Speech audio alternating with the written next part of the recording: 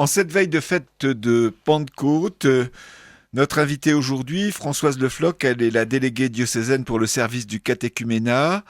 En effet, demain, 15 adultes du Finistère recevront le sacrement de confirmation, une célébration qui se déroulera à 19 heures en la cathédrale Saint-Corentin et présidée par Monseigneur Guenlet, administrateur apostolique.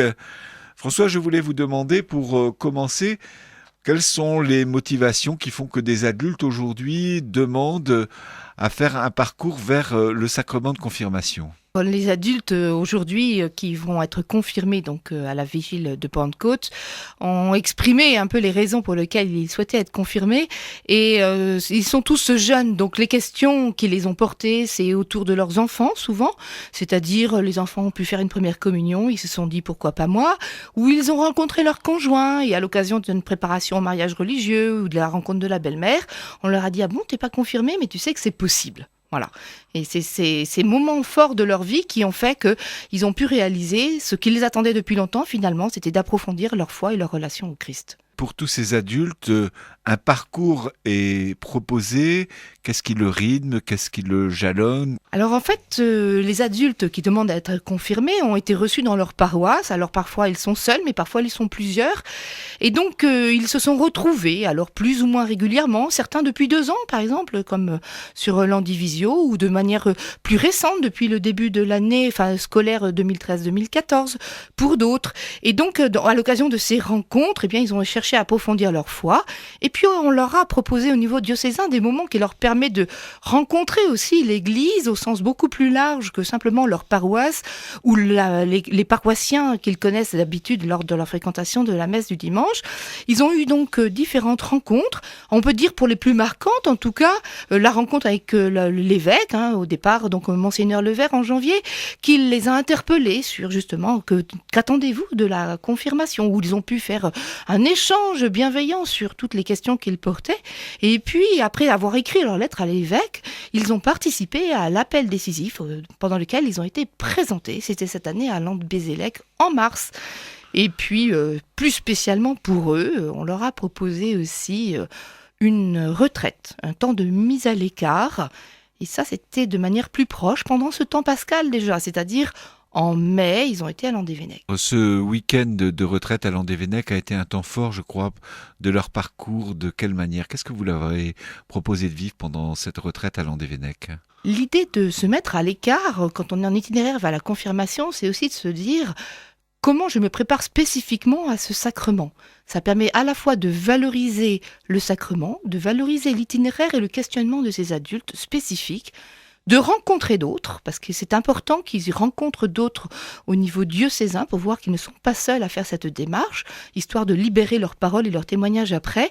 Et puis, c'est un temps de pause, de mise à l'écart, puisque Landévennec est quand même une abbaye qui déploie une liturgie très importante et dans laquelle ils sont rentrés de manière très régulière, puisque certains ont été même à 4h30 aux célébrations, ils sont tous été sinon aux célébrations de journée, bien évidemment.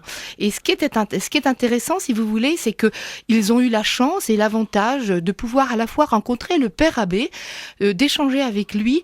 Et la question au départ, c'était autour du pardon et de la réconciliation, et pour leur permettre aussi, eux, de se positionner par rapport à cet autre sacrement de l'initiation et de la foi chrétienne. Et donc, certains ont demandé le sacrement personnellement. Voilà, d'autres ont plutôt souhaité échanger avec les prêtres de l'abbaye de Landévennec qui s'étaient mis à leur disposition. Et puis, il y a eu, en plus de l'abbé Jean-Michel, le frère Gilles qui a pu aussi, après le visionnage du DVD de la vie des frères, rentrer un petit peu plus dans leur questionnement en se disant, voilà, qu'est-ce que c'est que la vie consacrée et mise à part pour Dieu aujourd'hui, la vie religieuse dans un monastère aujourd'hui.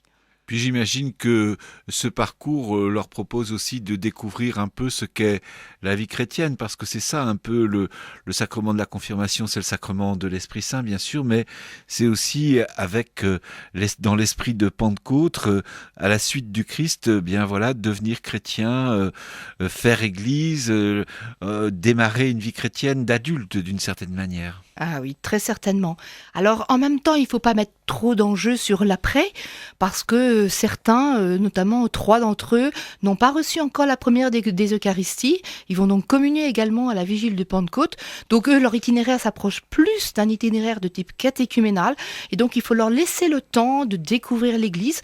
Et donc tout le temps même de l'après-confirmation, ce sera le temps de découvrir toute la richesse de notre vie dans l'Église diocésaine et dans l'Église de chrétiens fidèles. Voilà. Et puis d'autres fréquentent déjà largement la vie des chrétiens et des fidèles de leur paroisse, puisque certains sont déjà très impliqués, qui dans la liturgie, qui dans la préparation au mariage, et voilà, enfin, il y a beaucoup de possibilités déjà qui existent, bien qu'ils soient peu nombreux, ils sont déjà très présents. Alors demain, c'est donc la célébration de la confirmation lors de la vigile de Pentecôte à la cathédrale Saint-Corentin. Mais pour eux, il y a une rencontre avant qui est proposée à la maison diocésaine à Quimper. Que va-t-il se passer ? Alors c'est important, quand on arrive de tous les coins du Finistère, d'arriver et puis de se sentir accueilli, de se retrouver ensemble pour former l'église déjà, constituer un petit peu le groupe, se sortir des préoccupations peut-être matérielles ou peut-être du stress émotif, pour pouvoir se reposer un peu devant Dieu. Et donc c'est pourquoi on va vivre ensemble une Lectio Divina. Bon, Monseigneur Guenlet passera certainement un moment ou un autre, un peu avant la célébration, s'il en a le loisir, et on pourra donc échanger sur leur itinéraire et sur comment ils se projettent aussi pour l'après, avant d'avoir la joie d'aller accueillir les familles et d'être entièrement présents, spirituellement disponibles pour vivre pleinement cette célébration, entourés de tous leurs amis, de toute leur famille, de leurs parrains et marraines qui sont là aussi, et puis de tous les paroissiens de leur lieu de vie qui sont chaleureusement invités. Françoise Le Floch, merci beaucoup. Je rappelle que cette vigile de Pentecôte, tous seront confirmés 19 adultes. C'est demain, samedi à 19h en la cathédrale Saint-Corentin. Une célébration présidée par Monseigneur Guenlet à laquelle sont invités, bien évidemment, tous les diocésains qui le peuvent et ceux qui ne peuvent pas s'associeront par la prière à cet événement.